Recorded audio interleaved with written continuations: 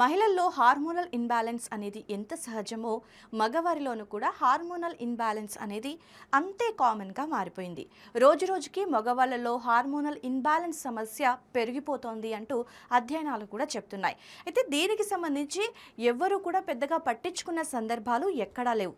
కానీ అధ్యయనాలు చెప్తున్న విషయం ఏంటి అంటే ఈ హార్మోనల్ ఇన్బ్యాలెన్స్ అనేటువంటి సమస్యని నిర్లక్ష్యం చేయకూడదు అని. సో దీనివల్ల యువతలో టెస్టోస్టిరాన్ లెవెల్స్ తగ్గిపోవటం వల్ల యువతలో ముఖ్యంగా సంతానలేమి సమస్య అనేది ఏర్పడుతుంది. ఈ హార్మోనల్ ఇన్బ్యాలెన్స్ వల్ల ఎప్పుడూ నీరసంగా కనిపిస్తారు. అయితే మగవారిలో హార్మోనల్ ఇన్బ్యాలెన్స్ అయినప్పుడు వీటితో పాటు మరికొన్ని లక్షణాలు కూడా కనిపిస్తాయి. ఈ ఇన్బ్యాలెన్స్ అయితే మొదటగా కనిపించేటువంటి లక్షణం ఇంటిమసీపై ఆసక్తి పూర్తిగా తగ్గిపోవటం. టెస్టోస్టిరాన్ లెవెల్స్ తగ్గిపోవటం వల్ల ఇలా జరుగుతుంది. టెస్టోస్టిరాన్ తగ్గిపోయినప్పుడు కేవలం సంతానలేమి మాత్రమే కాదు, మరికొన్ని సమస్యలు వస్తాయి. ఎనర్జీ అనేది అస్సలు ఉండదు.